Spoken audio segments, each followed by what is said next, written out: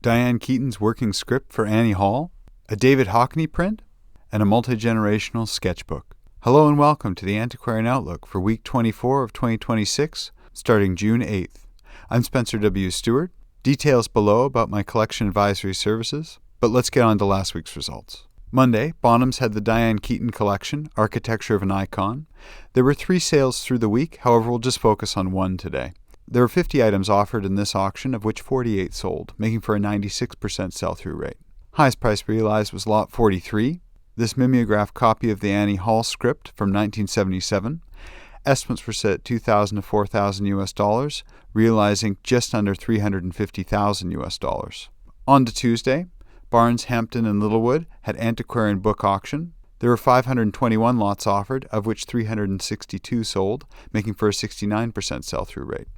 Highest price realized was lot 446, an album started by James Prickard, later passed on to his son Augustine, comprising of ephemera, letters, as well as sketches. Estimates were set at £2,500 to £3,500, realizing $9,000. A buy-in of note, lot 448. This collection of 16 miniatures from northern India, done the late 19th or early 20th century. Estimates were set at £2,000 to £3,000. A lot that exceeded expectation was 10. This album, assembled by the National Education in Ireland Commission in 1846, demonstrating various examples of needlework. Estimates were set at £1,000 to £1,500, realizing £7,500. Bonhams' offices in Australia had the John Laws collection, the library. There were 156 lots offered, of which 45 sold, making for a 29% sell-through rate. Within books, which there were 31, all of them sold. Highest price realized within books was lot 133. Sharp's monograph, Birds of Paradise, published between 1891 and 1898. The highest price realized was just over $29,500 Australian dollars, the equivalent of around $21,000 US. Next sale, Alda had Gastronomy, a collection of menus. There were 385 lots offered, of which 232 sold, making for a 60% sell-through rate. Highest price realized was lot 166, a collection of menus connected to the restaurant Café de Paris from 1822. Highest price realized was €4,250. A buy-in of note, lot 20. This archive for a firm specializing in olives, capers, black truffles, and others, all total roughly 690 letters as well as documents from 1856 through to 1920.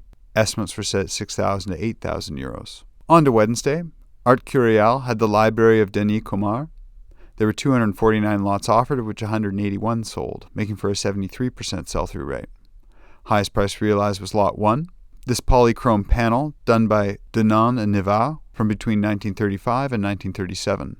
Estimates were set at €10,000 to €15,000, realizing just above €70,500. A buy-in of note, lot 70. Chaussereau's Summary on the Abolition of Slavery in the English Colonies, published between 1840 through to 1843, in 5 volumes.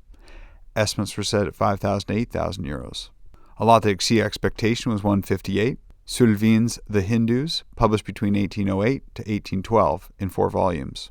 Estimates were set at €8,000 to €15,000, realizing just below €36,000. Next sale, Doyle, New York had photographs. There were 79 lots offered, of which 59 sold, making for an 83% sell-through rate.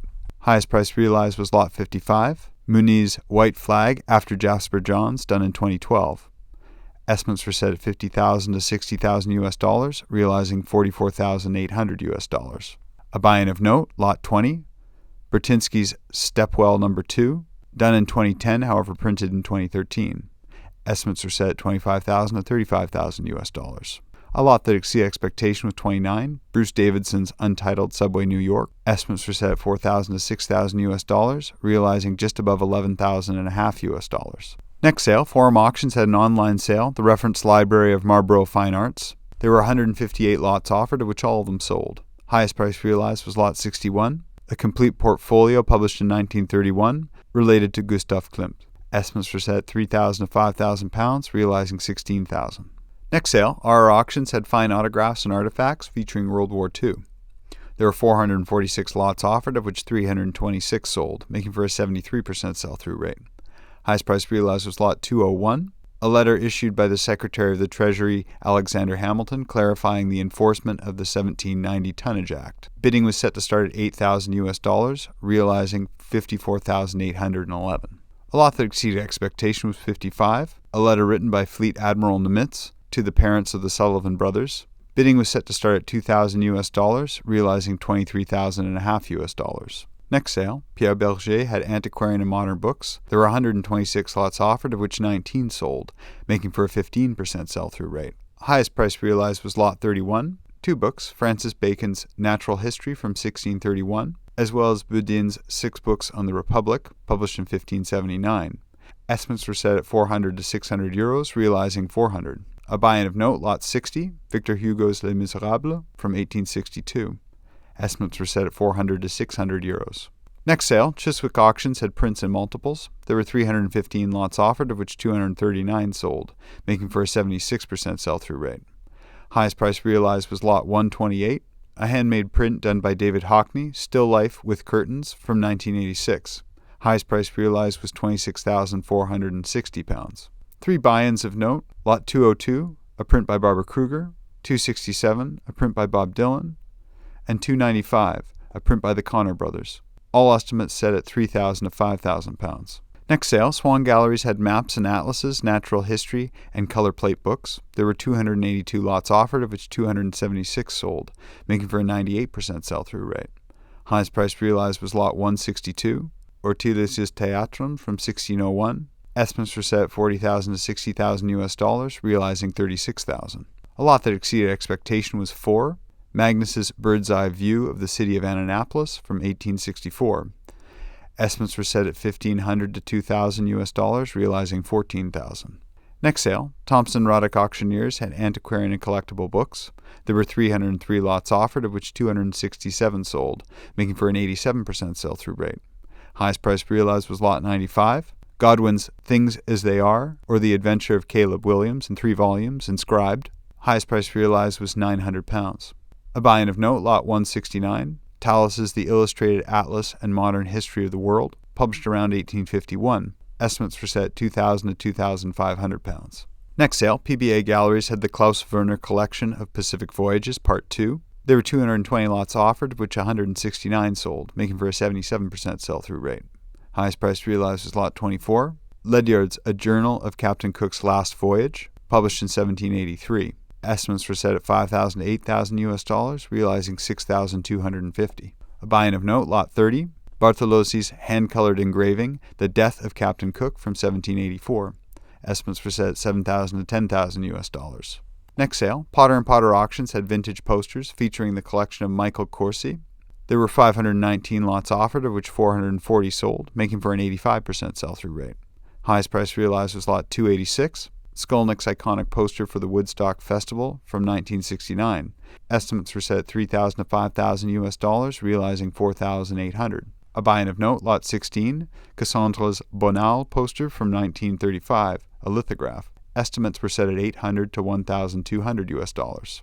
Next sale, Kessenbaum & Company had Auction of Fine Judaica. There were 277 lots offered, of which 189 sold, making for a 69% sell-through rate.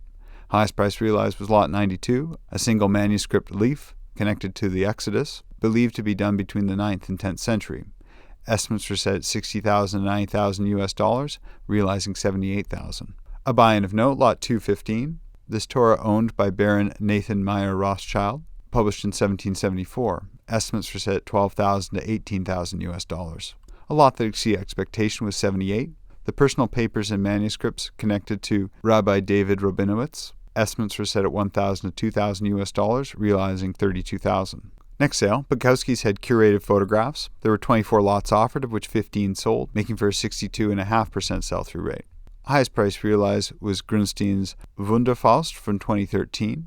Bidding was set to start at 35,000 Swedish kroners, realizing 37,000, the equivalent of $4,000. A buy-in of note, Penji's Luminant BTVA from 2008. Bidding was set to start at 45,000 Swedish kroners, the equivalent of $4,800. Well, that's been the week from here. What'd you think of last week's results? Anything surprise you? Anything you have your eye on? Make sure to put some comments below and we'll keep the conversation going until next week. Thank you very much for tuning in. If you want to stay up to date, be sure to like this video, subscribe to the YouTube channel, turn on your notifications, and let others know about this program. For a hyperlinked list of next week's auctions we have an eye on, please get in touch with us directly. The Antiquarian Outlook is totally independent. Its producers do not hold inventory, nor do they represent any consignments or acquisitions mentioned. Thanks again for tuning in. All for now, and we'll see you next week.